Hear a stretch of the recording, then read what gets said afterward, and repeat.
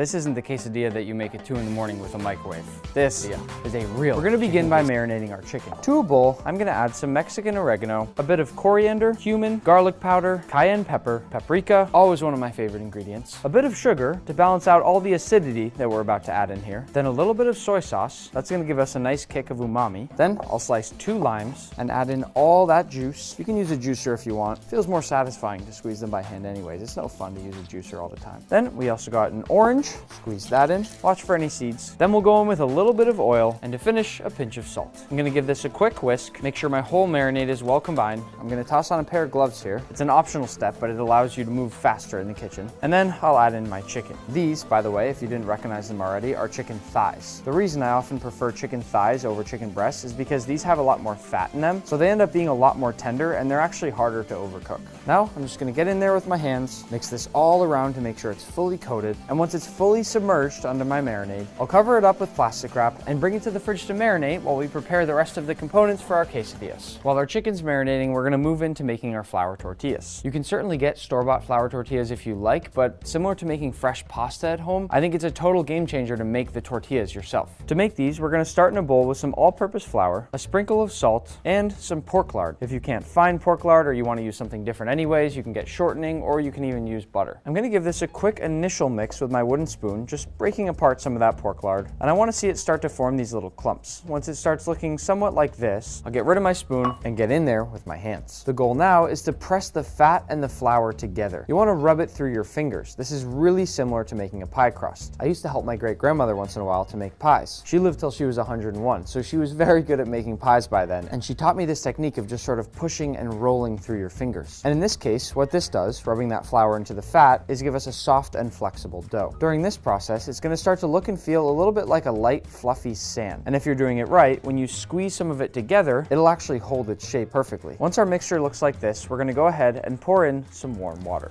This water's not too hot, but it's a nice, warm, comfortable temperature, with the goal now of turning it into sort of a Play-Doh. But first, it's gonna start to look a little shaggy, like this. And it's also gonna start to get pretty heavy. I'm gonna push this around the whole bowl now to make sure I pick up every piece, and now I can transfer it onto my work surface. At this final stage, we'll knead it for about 2 to 3 minutes. This last step here is what's gonna give our tortillas that really nice chewy consistency. And once your dough starts to look something like this, where it's not tearing when you're kneading it, you're good to go ahead and cut this up into portions. I've made enough dough here to make 4 flour tortillas, so you can use a scale if you want, but I'm just gonna eyeball it and try to cut this into 4 perfect portions. Before we let these rest for a little bit, I'm just gonna ball each of them up. What you're seeing here is a simple technique where the dough basically grips the bottom of your work surface and almost forms itself into a ball. And last but not least, I'll toss them all into a plastic bag.